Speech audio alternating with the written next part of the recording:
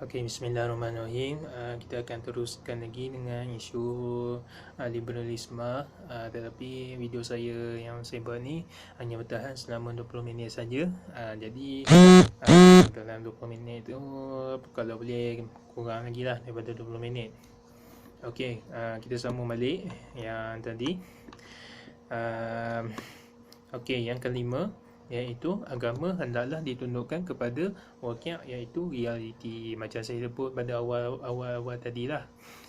Jadi kalau boleh, realiti itu kalau agama tu tunduk kepada realiti semasa. Itulah dari segi tahap orang kata teras pemikiran Islam liberal. Okey, kaedah pemikiran golongan Islam liberal. Macam mana tu? Dibelenggu dengan semangat berfikir barat. Okey, semangat berfikir barat ni kalau mengikut menurut Syekh Muhammad Naqib Al-Atas, yang pertama, kebergantungan semata-mata kepada akal manusia. Yang kedua, dualisme dalam memahami realiti dan kebenaran. Yang ketiga, penekanan unsur perubahan dan kewujudan yang menayangkan worldview yang sekular, yang angkutan doktrin humanisme, ideologi sekularisme, penilaian segala kepada fikiran manusia. Yang kelima, konsep tragedi mencerminkan jiwa tidak beriman kerana kecewa dengan agama.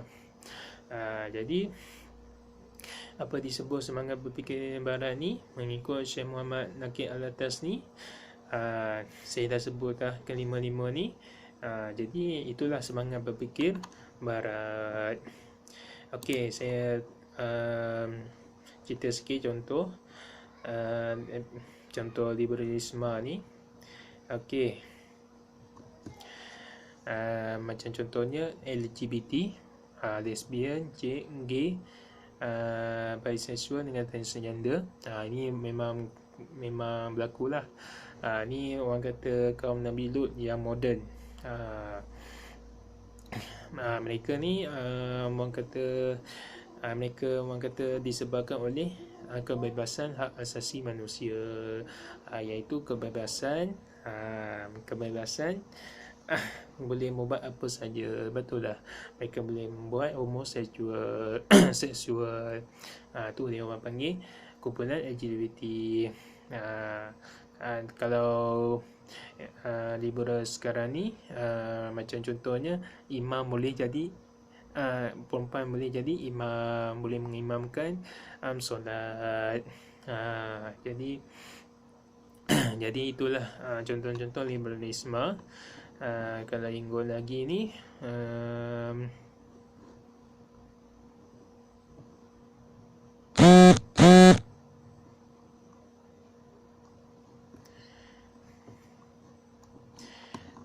okey, macam kumpulan LGBT ni, kalau mengikut pada Islam memang tidak dibenarkan lah. Kalau ikut dalam Quran, kalau kita ikut peristiwa Nabi Lut AS, telah diutuskan kepada kaum Sodom dan Gomorrah disebabkan oleh perbuatan yang tidak bermoral. Jadi Nabi Lut berdakwah kepada mereka supaya tinggalkan perkara yang tidak bermoral dan kembali kepada ajaran, kepada fitrah manusia. Tetapi Nabi Lut ni kaum Nabi Lut ni, kalau boleh agama pun dia tolak, Nabi pun dia tolak. Jadi Allah menyelamatkan Nabi Lut AS, iaitu dengan menghancurkan Sodom dan Gomorrah sehingga terbalikkan bumi, jadi bawah ke atas. Jadi dalam Quran tu banyak disebut tentang kaum Nabi Lut dan juga Nabi Lut AS, iaitu surah Syuara, dan juga surah Al-Araf, dan surah An-Najm, surah An-Ab dan surah An-Nab. Okey, tu diceritakan tentang kaum Nabi Lut alaihi salam. Okey, macam mana kita nak orang kata menolak pemikiran liberalisme ini? Okey, yang pertama sekali, idea kebebasan tidak ada dalam Islam. Jadi kalau kebebasan, kita bebas, tetapi hanya orang kata batas tertentu sahaja. Kita tak nak orang kata kalau bebas secara berlebihan, memang orang kata melampaui batas lah. Macam sebut dalam Quran, Allah tidak menyukai orang yang melampaui batas. Jadi idea kebebasan ni tidak ada dalam Islam. Islam ni orang kata dia mengajarkan kepada fitrah. Fitrah, lepas tu mendekankan diri kepada Allah Subhanahu Wa Taala. Okey.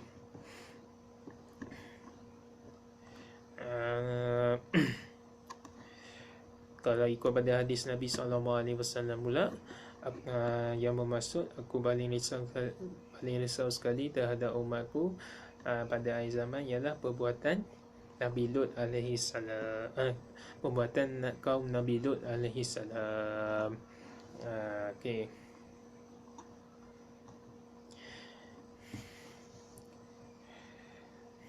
Jadi bagaimana kita nak orang kata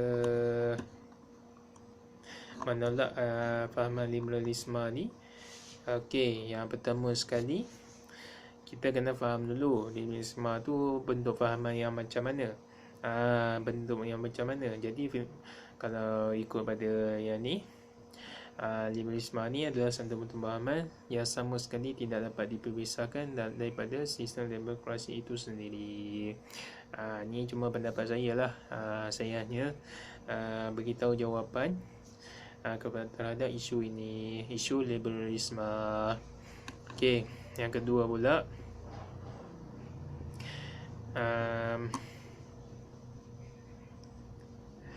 yang kedua, umat Islam perlu meletakkan kefahaman dan tindakan yang benar jika ingin ingin menolak liberalisme. Jadi kalau kita nak menolak liberalisme ni, ibarat macam kalau produk ini tidak akan dihapuskan sekali mana kilang itu beroperasi. Jadi golongan ini, kalau kita nak orang kata menolak liberalisme tu, tempat-tempat mereka tu kena orang kata orang kata banteras tempat-tempat kegiatan mereka. Jadi kalau kita nak menolak liberalisme,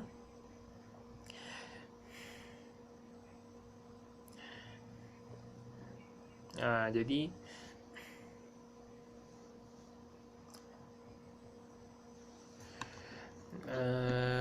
kalau liberalisme ni, okey, kalau ikut pendapat saya lah, kalau idea liberalisme ni berdasarkan kepada akal logik dan fakta sains.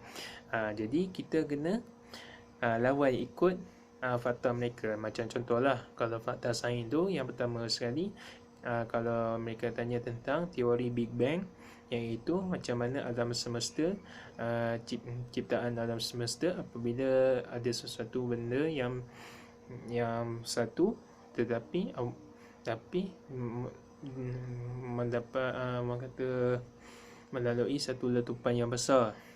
Tetapi Al-Quran telah disebutkan dalam surah Anbiya ayat 30 yang bermaksud apabila langit dan bumi itu adalah satu tetapi telah dipecah duakan, supaya melihat kekuasaan Allah Subhanahu Wa Taala. Surah Anbiya ayat 30. Macam yang kedua, macam mana bentuk bumi, Allah disebutkan dalam surah Az-Zariyat ayat 30. Bentuk bumi ini adalah seperti bulat, tetapi ibarat macam telur lah, ibarat macam telur berunta lah. Okey, yang tu orang kata kalau kita nak berjawab secara saintifik lah. Kalau macam tentang embryo, macam mana janin itu berkembang. Allah dah sebutlah dalam surah Al-Mu'minun ayat 12 hingga 14 tentang perkembangan janin di dalam rahim wanita. Okay, itu orang kata sedikit tentang kalau kita nak menjawab secara fakta sains melalui Al-Quran. Macam mana pula dengan fakta-fakta realiti, macam contohnya mencuri, merompak, lepas tu pula kes pencabulan, lepas tu perzinaan, macam mana tu? Dalam Quran Allah dah sebut dah dalam surah Al-Maidah ayat 38, kalau bagi lelaki yang perempuan yang mencuri, potonglah tangan mereka sebagai hukuman daripada Allah SWT. Macam surah Al-Hijj ayat 32 tentang zina, jangan dekati zina kerana sesungguhnya zina itu adalah sesuatu perbuatan yang keji dan mungkar. Okey, macam mana kita nak orang kata menjawab kepada fakta-fakta yang sekarang? Okey, macam contohnya, saya bagi satu contoh. Kita bandingkan kadar jenayah antara Malaysia dan juga Amerika Syarikat, contohnya lah. Macam mana? Okey, kalau kita tengok, kita bandingkan jenayah paling tinggi sekali iaitu Amerika Syarikat. Sebabnya Amerika Syarikat ni dia mengamalkan sistem materialisme, iaitu sekular, tetapi dari segi akhlak, dari segi orang kata agama tu agak kurang. Jadi itulah disebabkan jenayah bermerajalela di negara itu. Tapi macam kalau kita melaksanakan undang-undang Islam, iaitu dengan undang-undang bagi lelaki yang perempuan yang mencuri, sesiapa yang lelaki mencuri, potonglah tangan mereka, itu sebagai hukuman kepada Allah SWT. Okay, bagi yang melakukan zina dan juga cabul, bagi yang belum kahwin, surah Nur ayat kedua, bagi yang belum kahwin rotan sebanyak 100 kali, dan juga bagi yang dah kahwin rejam dengan batu sehingga mati.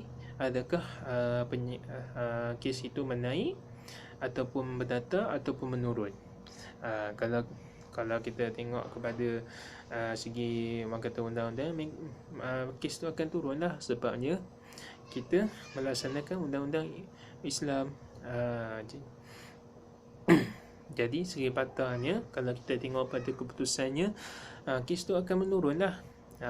Jadi itulah sedikit jawapan daripada saya, daripada pendapat saya, apa yang saya belajar selama ini. Jadi setakat itu saja tazkirah pada hari ini.